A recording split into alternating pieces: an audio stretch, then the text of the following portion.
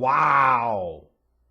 What else can I really say about last night's game between the Blazers and the Bulls but wow? Well, clearly you look at the length of this video and you say, well, this a-hole said something more about the game than just wow. And that's why you should subscribe to this channel and follow me on Twitter, because I tweet about these games as they're happening too, as I'm watching them. But damn, you look at this and you say, how the hell did the Bulls manage to lose this game?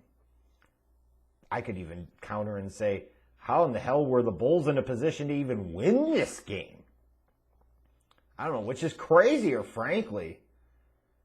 Like, you can have some fun watching this year's Bulls team. But leave no doubt, they still stink. And lose them all, Chicago! But man, oh man, what a game, huh? And then you're going to have people sitting there doing all their stuff trying to vote for Zach LaVine in the All-Star game. Got to have something to grab onto, I suppose, huh? You know, it looked like it was a decent start in the first quarter for the Bulls. They were up 34-32 after one. You know, Damian Lillard had 13 points in the first. And you're facing a Blazers team without C.J. McCollum.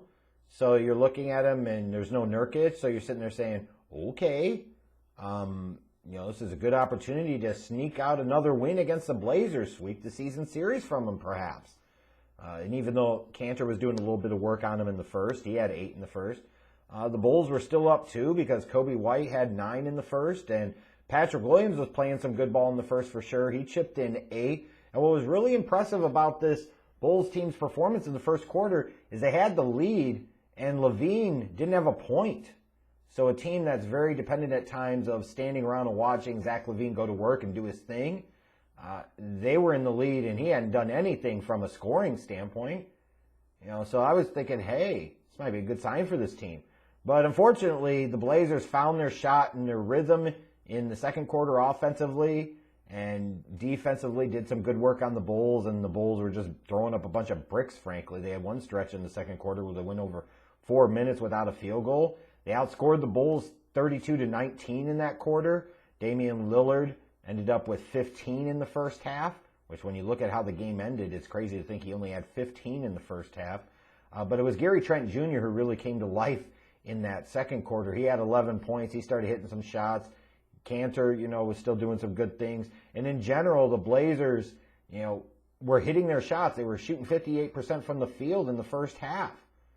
And you look at the Bulls shooting only 39% from the field in the first half. It's not hard to see how the Bulls went from having a 2-point lead after one to being down double digits at halftime.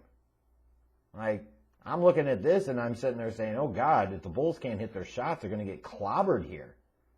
And Lillard, you know, he's got 15, but he was cool in the second quarter. Like, if he comes out and does anything in the second half, this team's cooked. And that's what I thought anyways.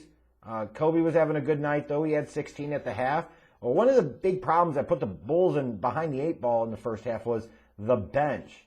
You know, the Bulls have a decent bench, and they rely quite a bit upon their bench. The Thaddeus Youngs of the world, the Otto Porter Jr.'s of the world, who they have in the lineup, and the Garrett Temples of the world. It's like, they rely on those guys. Those are key guys for them. Those are guys that are in the game at clutch time as kind of part of their closing lineup. So when they're only going 4 of 18 from the field in the first half, it's no wonder that they're down double digits. But they battled back in the third quarter, and they managed to pull within 7.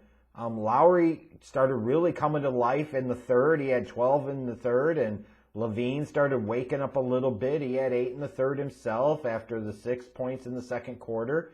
He started coming to life. For the Blazers, you know, I thought they overcomplicated things a little bit too much for themselves in the second half. And here's the trick. I'm about to crap on Damian Lillard a little bit when he had a good shooting night and he put up 44 points. But there were times where he was out of control and reckless in the second half, even in the closing stretch of the game. And the Bulls were having trouble defending the Blazers all night in terms of like the mid-range game and in the post, in the scoring in the paint. Like, the Blazers were hitting their 2-point shots at an incredibly high clip. And with the Bulls struggling to hit from three, like, why not go with a much higher percentage offense and force the Bulls to have to figure out how to defend you there, and it maybe creates better shots for you on the perimeter, or you don't even have to take those perimeter threes. You know, that's what I can't really understand about the Blazers in the second half.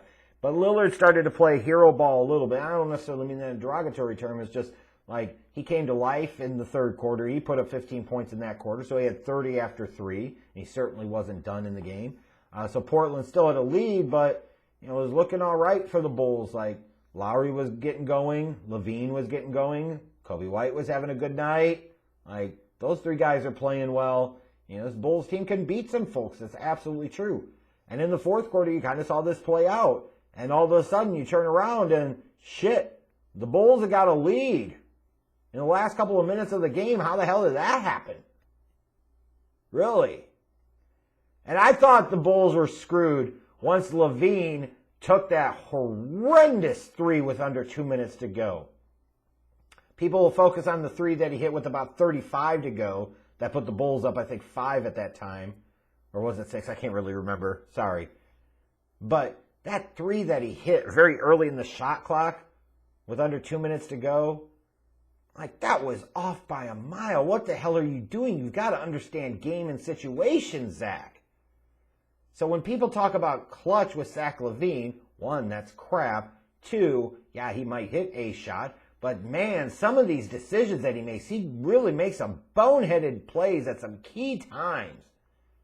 Really out of control, and it can be frustrating to watch, frankly, because this is a game that they should have won. And, you know, as much as I could bag on LaVine for that horrible shot he took, the three from like 35 feet away, it felt like, only 2 minutes ago, Blazers get the ball back, and immediately there's Damian Lillard turning over the damn ball, sloppy as hell. And you're like, okay. So instead of taking that horrendous LaVine three and capitalizing on it, the Blazers immediately fumble the ball away, basically. You know, the Bulls are going to win this. And by God, it looked like it. Because you had the Bulls were up 5 points with like 30-something seconds to go. And Damian Lillard has the ball, and he's not trying to go 2 for 1. Or it seemed like he was, but he was trying to just go for the three instead of trying to get something. And, you know, Lowry did a good job defending him. And I don't know what the hell was going on there. So it became a bit of a fouling game. And all of a sudden, Blazers hit a three. It was Lillard. That dude's got some stones in the clutch. I'll give him that. It was like, you got 8.9 seconds left. Bulls are up 5. Lillard hits a three. Then on the inbound, LaVine gets it, but Gary Trent Jr. ties him up. You can't make this shit up. Then the Blazers win the tip. And then it's all set up, the scene. Bulls are up 2, few seconds left. You let Damian Lillard get the ball.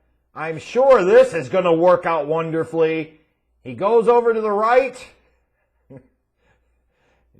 Fades away, jacks one up over Lowry. Bang!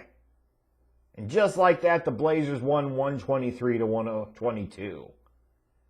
The Bulls were up 5 with under 10 seconds to go and lost. So what should have been a victory in a season sweep of the Blazers is not to be. And now the Bulls sit there at 7-11, and they're in the most aggravating type of place. They're bad, but not horrendously bad. They're good at times, but not nearly good enough to really truly be relevant or really matter. They're almost playing Bears basketball, if you get my drift here. Oh, my goodness. And when you look at the box score for the night, you know, LaVine ended up with 26, which he scored all that in the last 3 quarters. Lowry had a huge night. Wasn't it career high, season high, 31? You know, Kobe White cooled off a little bit in the fourth quarter, but he still finished the game with 20. You know, but Patrick Williams, you know, he wasn't much of a factor, I don't think, after the first quarter. He had 8 in the first, and I think he finished with like 11. But when you're letting Enes Kanter score 22 on you, and you're letting Damian Lillard just go off for 44 and take over the game at the end, it's not going to finish well for you. So this is a rough loss for the Bulls, but perhaps a healthy loss and a good reminder, more so for fans, not necessarily the team. More so for the fans, a reminder of when you start to want to really buy in to believe in this group, you remember, they're boo-boo. They tease you, but games like this, bad teams lose games they should win. The Bulls lost this game that they should have won because they're a bad team. Please don't get confused about it.